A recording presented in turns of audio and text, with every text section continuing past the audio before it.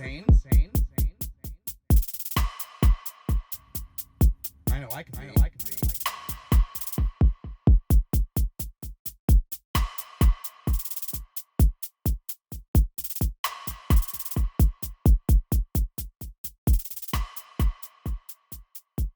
And gentlemen, welcome back to another episode of Mental Health Awareness. Thank you for being here as always. Good morning. Good morning. I am William G. Bacari. Brian Karsten here. Yes, indeedy. Yes, indeedy. Hopefully everyone is taking care of themselves. Everyone is being safe, taking every precautionary measures. We have our coronavirus going around. We're just going to throw it out there immediately. I was like, how are we going to get through this without talking about it? You just led with it? No, we're not even going to segue. We're right. just going to crush it right off the bat, man.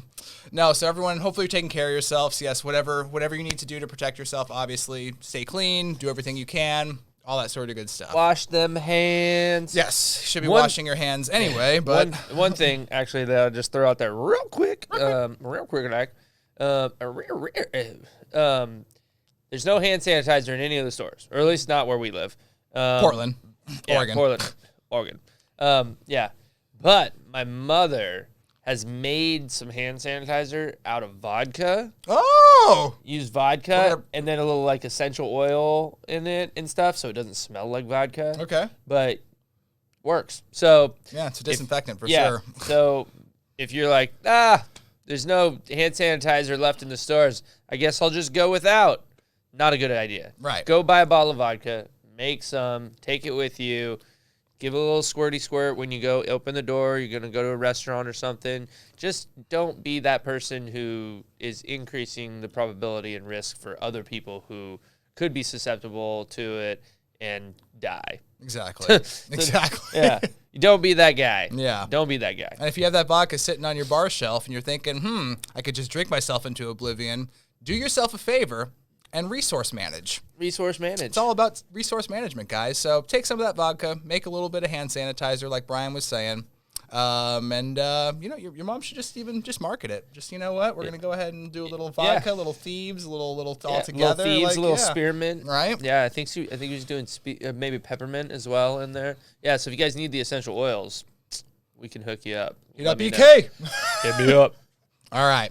So this week, guys, we are going to be going through our discussion as always. Brian and I are going to be touching on psychosocial crises in middle adulthood. And middle adulthood is basically anywhere between the ages of low 40s, I would say about 40 to 45 to about 60. And so we're going to go through a case study, a fictitious case study for Martha, a 60-year-old divorced mother of 3. Martha? So these are going to be some of the changes in the individual behavior for Martha. Martha? Little background, yes, exactly. You'll appreciate some of the other fictitious names in here as well too. Yes. Yeah. Well, I mean, we're starting off with Martha, so you can understand where this may or may not be going. I love Martha. Exactly. Martha's a 60-year-old divorced mother of 3 living in Portland, Oregon. She is the youngest child in her family. Her daughters are all in the early adult development stage, with the youngest living at home. Martha's youngest daughter and her husband recently moved back in with her to save money with the hope of buying a house in the next 3 to 5 years. Martha has made a few sacrifices to accommodate her daughter and her son-in-law and seems relatively unaffected by these changes. Some factors include increased utility bills, less personal space in the house, and the introduction of a new cat which her daughter and her son-in-law own. Does the cat have a name? We're getting there. Yes. With Martha being in the late stages of middle adulthood, she's undergoing some form of a midlife crisis. Even though she's adapted to the change and willing to help her daughter and son-in-law in any way she can, she feels compromised because her space is not the personal sanctuary it once was. According to counseling individuals through the lifespan, quote, the concept term crisis, when used correctly, is not meant to signal a form of disaster or upset, but rather a critical time that brings about an opportunity to stop, reflect, and if so desired, make changes and reinvent the self. It's way better definition than I was expecting. Half or glass half full, right? Totally. Right? Martha can play a critical supporting role as her daughter and son-in-law build up their professional careers and save enough money for a down payment on a house. So we can kind of take this from, especially we're in 2020 these days, guys. there's a huge divide, especially for people who are either coming out of college, trying to go into the workforce, people who need those specific reinforcements. If you're super, super in debt from college or whatever the case may be, or you're just not quite making enough money in your 40-hour work week, you might be working, a retail job or have 2 or 3 part-time jobs at this point to be able to try to, supplement what you need to. It's a difficult time. And so this is a really relevant case study, especially right now. So as we go through this, you kind of think, well, Martha has had this, life where she was able to raise 3 daughters. She was able to kind of send them out into the world on their own. And at this point, the youngest needs help. And so she's obviously living with her husband. And so the husband has moved back in with Martha, her mother-in-law as well, too. Mm-hmm. So, I mean, this is pretty relevant stuff this day and age. I mean, I think that happens all the time. Yeah. Right? Absolutely. I think there are cases, especially like where, you, for example, are able to live on your own. You're able to do this. I mean, you purchased this house, 2 years ago now? Yeah. Yeah, just about 2 years ago now. Yeah, roughly. So there's obviously this differentiation in generation to understand what circumstances and factors are basically taking effect on our society. And it's not just the United States, it's everywhere in the world. So it's pretty interesting to kind of talk about this sort of stuff because it is relevant to us now, especially with our COVID-19 scare and all that sort of stuff. So yeah, people are going to be moving back in with to safe spaces and things like that, get together. Exactly. So we're going to talk about the impact of situational and environmental factors. And this is going to talk about basically generativity versus stagnation. So Martha's living situation has changed dramatically, now housing her youngest daughter, son-in-law, and their cat, Alfred. Martha, Alfred, Batman v Superman. Yeah, all right. There it is. She sometimes commutes to work via public transit, even though she owns a car. As much as she likes to walk, her sciatic nerve pain gets the best of her and seems to be getting gradually worse. She wears special prescription shoes that she needs to be purchased every 6 months in order to maintain proper skeletal support. Dance goes. Exactly. Yep. In a mild manner, Martha seems to be experiencing an imbalance both physically and emotionally. On one hand, she is constantly plagued by her pain and frustrated with the noticeable deteriorating quality of her prescription shoes, i.e., brand new shoes being delivered that look worn or distressed. One factor. Mm-hmm. On the other hand, she misses the total freedom of having a house to herself. According to our text, Counseling Individuals Through the Lifespan, Martha is experiencing a combination of role overload and role spillover. While Martha understands that she puts some of that pressure on herself to help with her daughter and son-in-law, she can't help but feel the overall emotional and physical effects.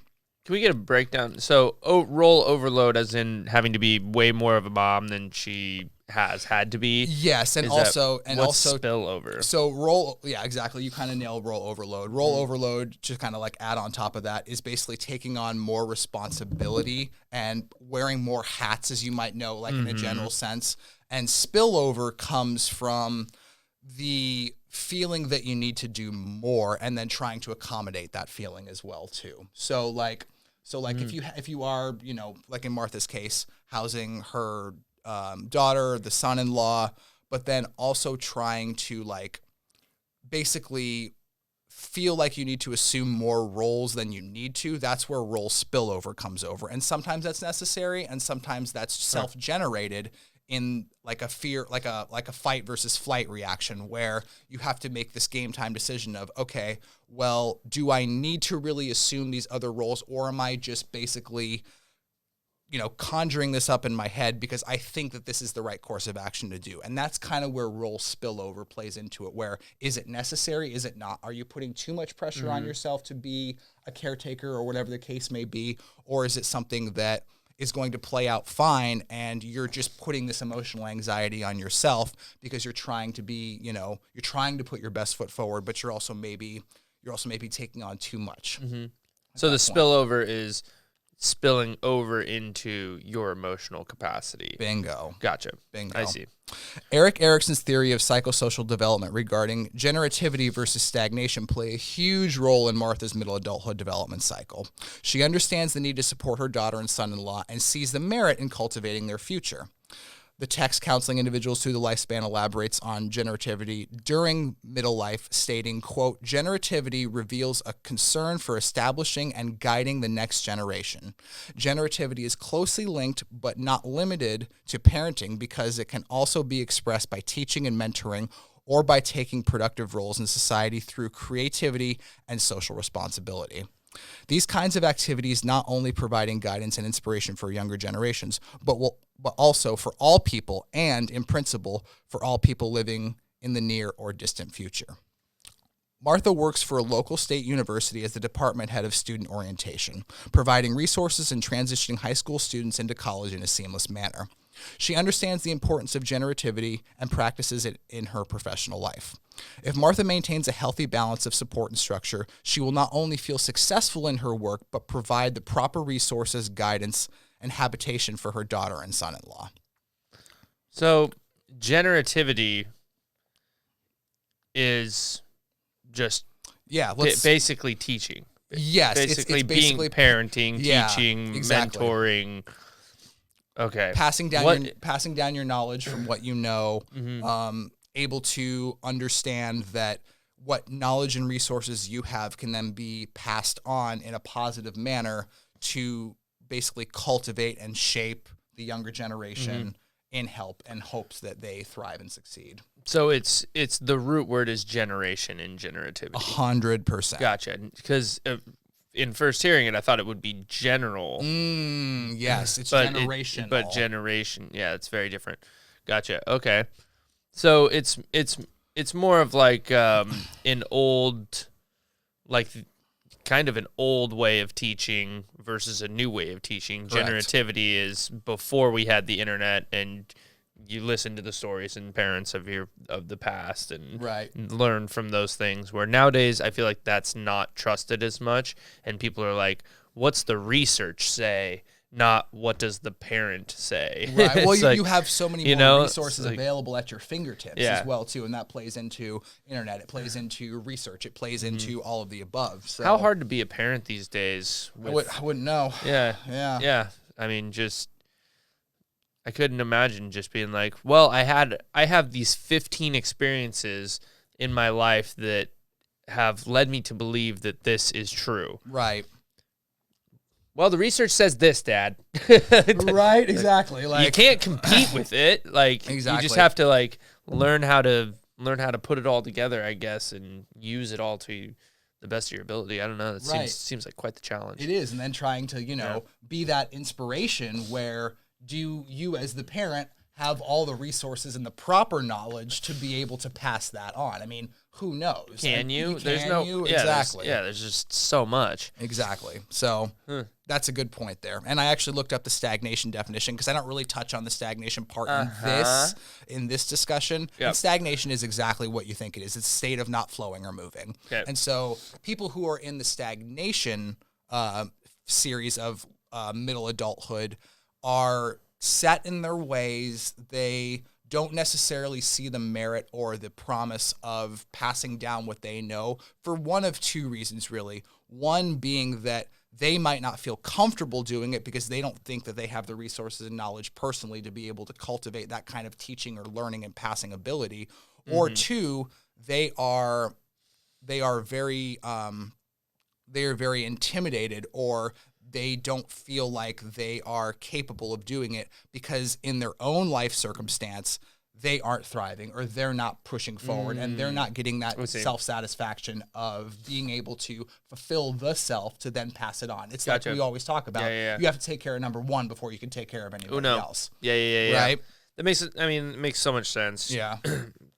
But I would never have just like thought of generativity and the passing on of knowledge and stagnation and to put them side by side until thinking about it this way. So that's a great point of learning and like just placing yourself in where am I at emotionally right now, and having that self-reflection of have I crossed over into that role of generativity where I am now like kind of teaching. Hopefully you're always learning, but you're also teaching.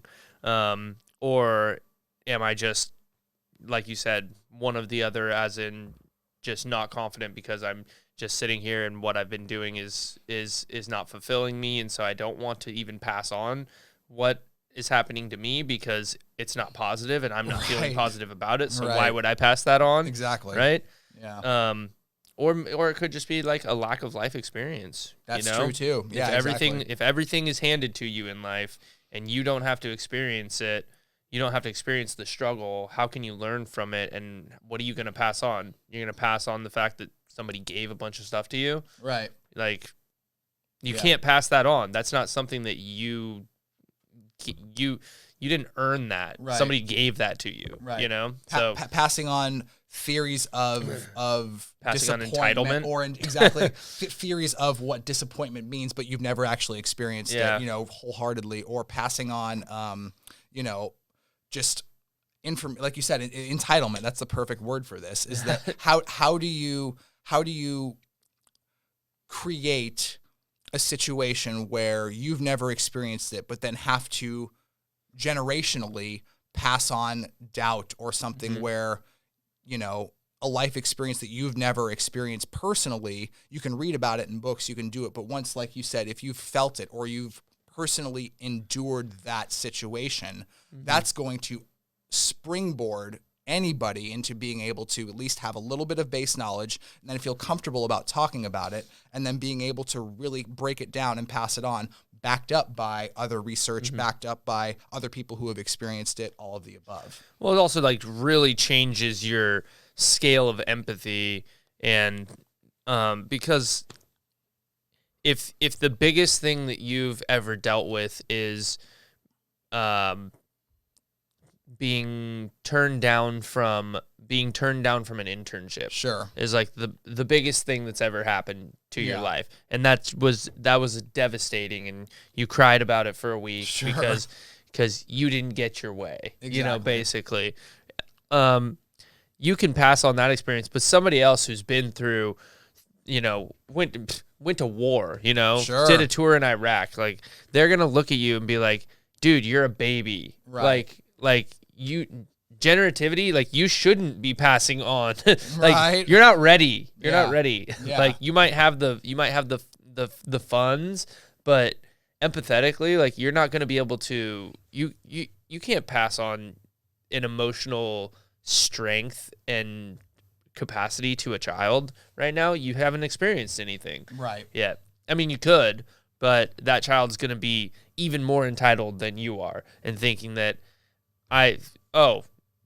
dad got turned down from an internship. He must be a bad guy. Right. And that's not the case at all. It's so small. It's just so small. Exactly. So, well, what's more important though, I guess, is generativity more important? Should the youth be looking up to our parents and our grandparents for knowledge, or I guess looking to them for wisdom and looking to our teachers for knowledge? I guess like being able to differentiate between those two things is probably a skill set that new generations are going to have to learn. Right. Rather than it all coming from one source. Well, that's just it. I think it's availability is the key word, is that you have to understand that, I mean, as we know, we're adults, and like your parents don't know everything, but they're doing their best to try to pass on things that they do know and are able to wrap their heads around, so that you are better prepared for the unexpected, basically, at that point. So, and just respect. I think it all comes back to respect then, and saying, I respect you for the things that you can teach me. 100%. And I also am going to respect you enough to tell you when I'm gonna learn from someone else. Exactly. Like your experience here, really, really valid. This other person's experience, also very, very valid. Right. And I can take in both respectfully. Yeah, take the little nugget. Exactly. Pick and choose. And exactly. You don't have to, be a part of a clique or a clan even, and just be, driven down one path and say, this is the only way. You can you can pick and choose and create your own individual identity that way. Bingo. It's all about individual identity, right? That's what psychology is about. There we go. All right. So how can counselors support? Let's get vague. Right. Yeah. Well, soft science, baby. There are several ways a professional counselor can help Martha. According to our text, Counseling Individuals Through the Lifespan, quote, there are 4 processes that can help the counselor and client evaluate a situation or a problem and make changes. 1, clarifying values. 2, setting realistic goals and expectations. 3, setting priorities and managing time. And 4, letting go and understanding control. A professional counselor can help set realistic goals to help with role overload and role spillover, providing helpful resources and guidance during this stage of her life. A mental health professional will also provide transitional help and address potential issues impacting the overall well-being of Martha's emotional health. Some issues that may arise during counseling include somatic, cultural, and economic stress. As Martha gets older, she sees and feels the evidence of aging. She can also be impacted by the added expense of her daughter and son-in-law, even though they both possess full-time jobs. According to our text, quote, radical adjustments to changed roles and patterns of life, especially when accompanied by physical changes, always tend to disrupt the individual's physical and psychological homeostasis and lead to a period of stress when a number of major adjustments must be made in the family home, career, and social aspects of his or her life. Even though these stressors are manageable, they have some form of impact on Martha. A professional counselor must consider all variables when providing a proper treatment plan. As stated before, solidifying Martha's personal values along with proper goal setting, time management, and understanding control will provide major psychological benefits regarding her overall mental health. So what's her role change? Well, she's become back almost a sense of like, as opposed to a remote caretaker for her daughters or whatever and whatnot, and her son-in-law, she's now very much a direct role caretaker for her son-in-law and daughter. So Does she have to be? I think she doesn't have to be exactly Right? Does she have to be? And that goes They're back adults. to right, and that goes back to where was it there? I just read it.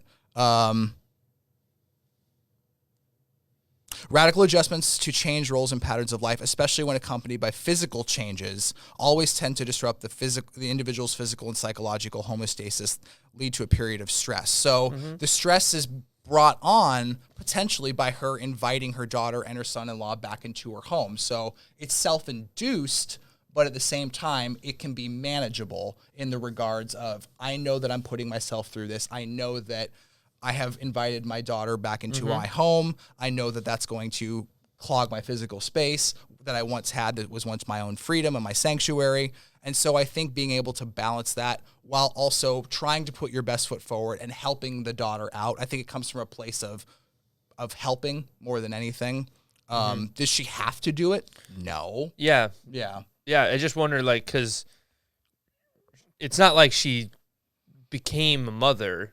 It's like she already was a mother. Right, she was already that role. She already was that role. Right. So it's like a matter of, is her now adult child living at her home going to change her from, or had she kind of gone away from being a mother, like, and now she feels like she has to be a mother again? Like, Right. this What's child triggered? this child isn't an adult. Like, they're your child, but they also are an adult. They can take care of themselves. You don't have Exactly. to do their dishes and, remind them to get up in the morning. They're an adult. Right.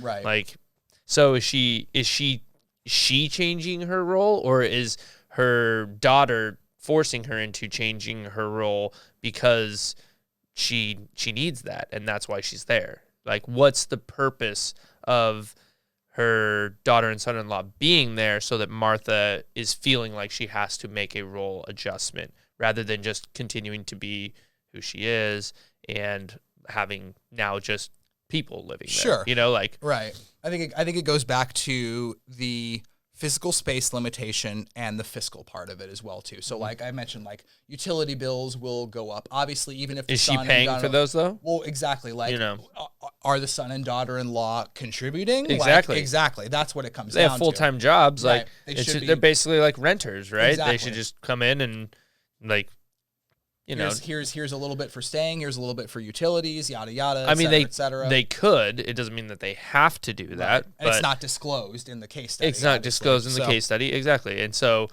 like, the amount of stress that Martha's going to take on, it sounds like is either going to be placed on her by the daughter and the son-in-law moving in, and what they are then going to be, I guess, asking for from her, or her in having them come in. She is now like basically making herself the matriarch of this family again, rather than letting the daughter and the son-in-law have their own family. Right. And she is just, you know, they're just living together. Yeah. You know, Yeah. she's like injecting herself in, I need to now take care of you two. Right. It's like, they're adults. Yeah. They don't need your, like, they shouldn't need you to take care of them in that way. Right. But so it's an interesting case study. Right. I think that there's a lot of dynamics there. I think so too.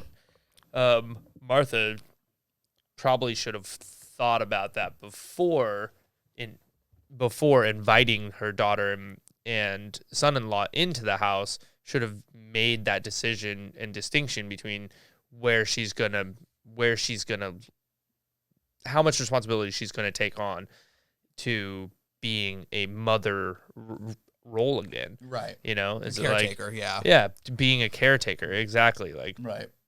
And if the daughter and the son-in-law are needing of more of a caretaker role, then maybe she takes that on and she's accepting of that. But that should be low stress due to the fact that she has made that choice, right? That's her choice. Exactly. But then I think this falls perfectly into a great segue where she makes the choice, but then does she understand all of the things that supersede that? Like, yes, in the moment, emotionally, like, yes, I'm going to do this. Like, obviously, I'm going to take care of you. I'm going to take care of your son or my son-in-law. I'm going to do this, but then do you understand to the full extent what that means? And is there a communication back and forth between the daughter, son-in-law, and the mother saying, hey, this is what we ultimately need, but we're not trying to impede upon your physical space. We're not trying to fiscally drain you. We're not trying to do all these sort of things. It's that communication back and forth. But then, like you said, like, knowing and understanding of her going into this role, there's going to be repercussions no matter what the case is. They can be good repercussions. They can be bad repercussions. They could be great. Exactly. Yeah, it could just really could bring especially the mother and the son-in-law together to create a bond that they wouldn't otherwise have the opportunity to. Totally. Because, I mean, she has the experience of being a mother. She's already, I'm guessing, raised her daughter and in her home. So this is not an unknown for her of what her daughter's going to be like